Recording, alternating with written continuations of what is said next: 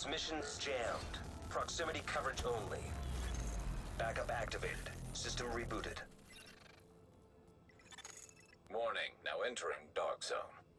So you want to enter the Dark Zone solo, do ya? Well, I'm going to be bringing you guys my tips and tricks on how to successfully farm the Dark Zone completely solo without a group. Now, this isn't 100% guaranteed to work all the time, but this video is going to give you basic steps on how to be more successful in your solo runs in the good old Dark Zone. Now, the Dark Zone wasn't really made for solo play, it was made for groups.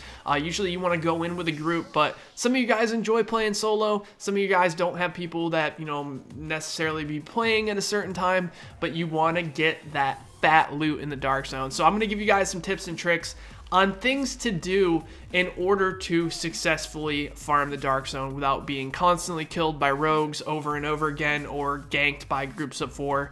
All that good stuff that happens to all of us that we just really enjoy, right? No? Nobody? Okay, cool. Now remember, I have over 1,200 hours in this game.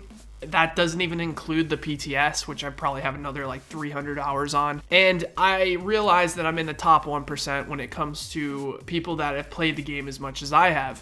A lot of you guys don't have the time, or you know, whatever it may be. So I want to give you guys my tips on how to successfully farm the Dark Zone without running into a lot of these problems. Now, this isn't how I play in the Dark Zone when I'm solo, but because, like I said, I have enough experience, and as you gain experience and as you learn more and more about what you can and can't do in the Dark Zone, you can start being a little bit riskier with the things that you decide to do. So first thing I want to talk about is the looting, right? Like, the whole reason you're coming into the Dark Zone is most likely to loot. I'm assuming that the people watching this are interested in only looting and getting gear, not PvPing whatsoever, because if you want to PvP in the current state of the division, you're going to have a very, very unfortunate time doing it in the Dark Zone.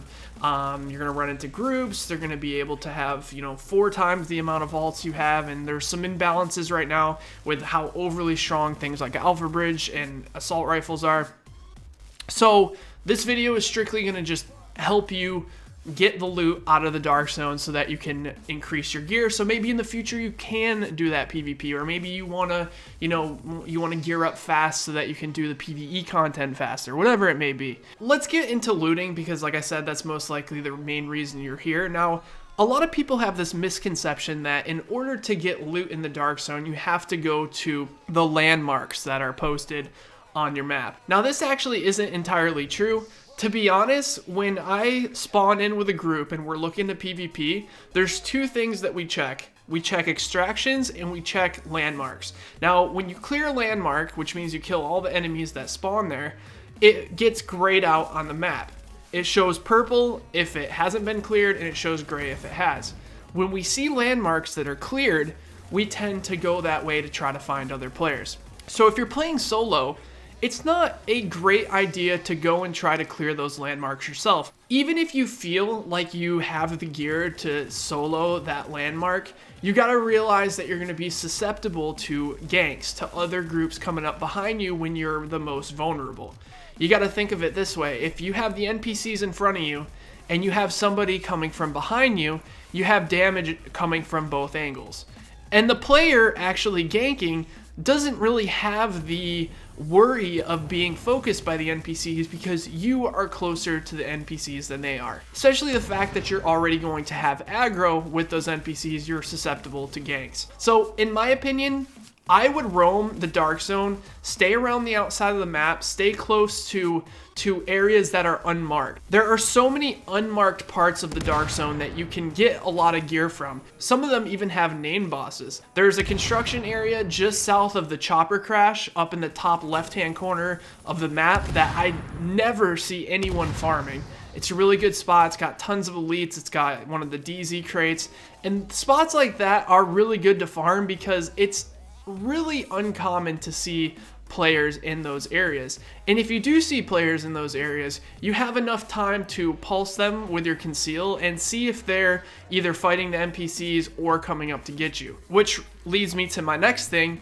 It's very important to have these 4 talents when you're running solo, and I'm going to explain why. Critical save, precision, on the move, and one is none. These are the 4 talents that you want to run if you're running solo. The reason you want to run critical save is because you're going to be taking a lot of damage from NPCs when you're solo.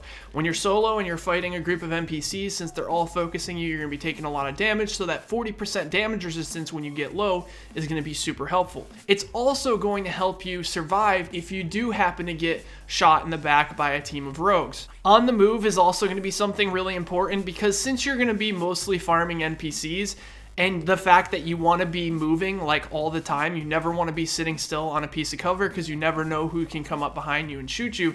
Since you're always moving, killing NPCs while moving is going to give you that 30% damage resistance. And don't forget, this does stack on top of critical save. So if you pop critical save and you get that 40% damage reduction and you kill an NPC while moving, that's going to give you 70% less damage taken, which is going to help you clear those NPCs a lot quicker and a lot safer. Do not be stingy with your medkits. When you're solo and you're getting low, use those medkits. You can always go into safe houses or checkpoints to replenish your medkits. It's better to use your medkits than to go down or leave yourself so low that somebody can come right up behind you and shoot you. The other 2 talents that you want are precision, which is going to give you extra damage to the NPCs that you're shooting. NPCs tend to be running in the direction of you or sitting on cover, so hitting headshots to get that extra pulse and the extra crit chance and crit damage, even though it's just the base damage, is going to help you put those NPCs down a lot quicker. And obviously, one is none. You're using it for the same thing. It can basically increase the size of your magazine by not consuming the bullets when you hit headshots. This is going to help you put NPCs down in a single mag, which is going to be very important, because when you're clearing landmarks yourself, it can get a bit dicey out there if you're constantly reloading. Now let's talk about skills quick. It is 100% necessary to run the Scrambler Pulse. This is so important. I see so many solo players making this mistake of not running this skill. You have to run this skill, because your whole objective when you're playing solo and you're just trying to farm the Dark Zone is to avoid other players. By using the Scrambler mod on your Pulse, you not only can see other groups that are maybe coming in your direction or are near you, you can also remove their vision as well. So if you have a group coming up to you and you feel like it's a bit sketchy, you can pop your conceal and usually wiggle out of there. I also suggest taking a first aid heal. There's 2 different mods you can take. You can either run booster shot, which is going to give you resistance, health, and a little bit of damage, which might help you clear out NPCs. And also the resistances stack, so that resistance on top of, say, your critical save and on the move are going to allow you to take large amounts of damage. I would highly suggest for a solo build right now that you're either using Alpha Bridge or Banshee. Banshee is pretty strong in the Dark Zone because not only are you getting more DZ funds, but NPCs tend to move out of cover quite a lot, so you're doing that extra 10% damage out of cover constantly. If you combo it with Savage, you can put down NPCs pretty quick. Now, I think it's obvious that Alpha Bridge is the most popular pick here because of the insane damage output that you can have. But you can also go for things like Nomad and Predator's Mark if you want to switch it up a bit.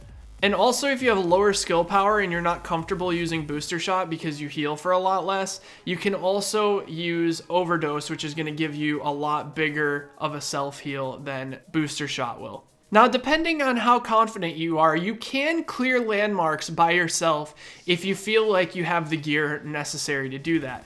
Like I said, if you don't, I would stick to roaming NPCs and all the other NPCs that are chock full in the Dark Zone that you can get plenty of drops from. It's not like it used to be where you had to go to a landmark or open a crate to get gear. The random roaming NPCs now drop loot as well. And since there's so many, you can actually get loot by never even going to landmarks.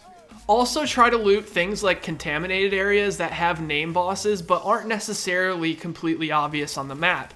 If you open your map, you actually have to zoom really far in to see where those contaminated areas are. So it's kind of uncommon for rogues and people who want a PvP to go there. It doesn't make much sense when they can go somewhere like an extraction or a major landmark where they can see on the map where people are. There's also DZ crates all over the map that a lot of people don't loot. You can get loot in there easily as well. And you can end up getting 9 items pretty fast, even without looting the major landmarks. I also highly suggest you run defensive vault rather than recovery link.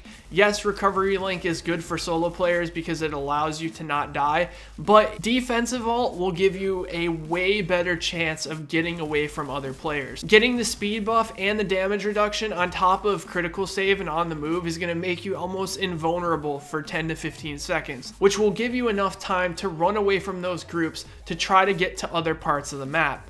Hopefully you have agents there to help you, but if not, using your conceal can really get you out of some tough situations. I can't tell you how many times I've had entire groups run at me and my scrambler has saved the day. Now that you got your loot, what is the safest way to extract? Because obviously, like I said, when you extract, the whole map sees that you're extracting, and there are some extraction points that are big no-nos for solo players.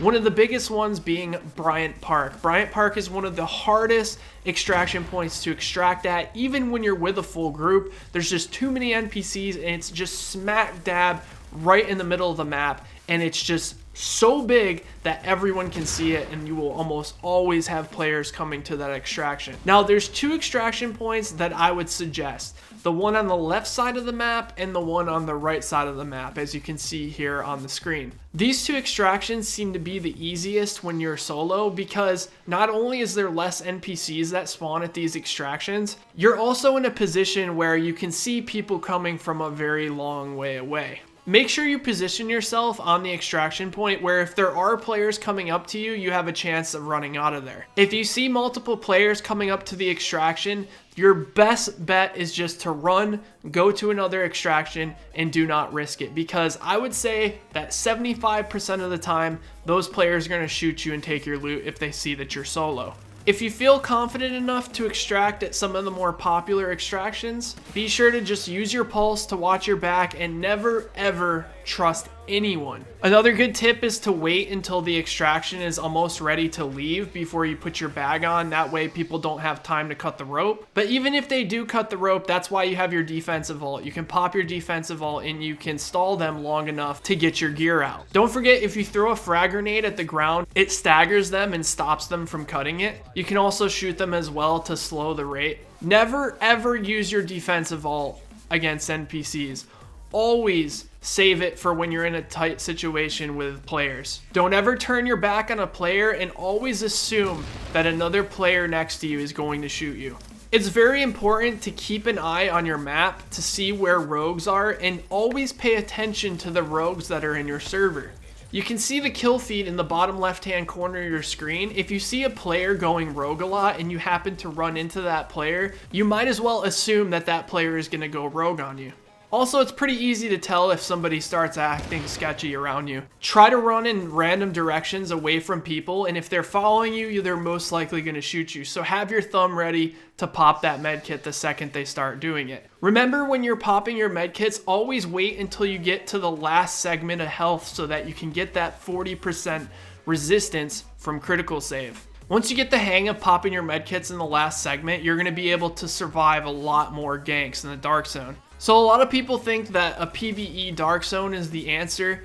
I honestly think that if you are a smart enough player and you use these tips and tricks that I gave you throughout this video, you're going to realize there are going to be tons of more items in your inventory, even when you're entering the Dark Zone solo. Thanks for watching this video, guys. If you enjoyed and have anything to add, be sure to drop a like and leave a comment in the comment section below. I've been Like Butter, and I will talk to you next time. Take care, everybody.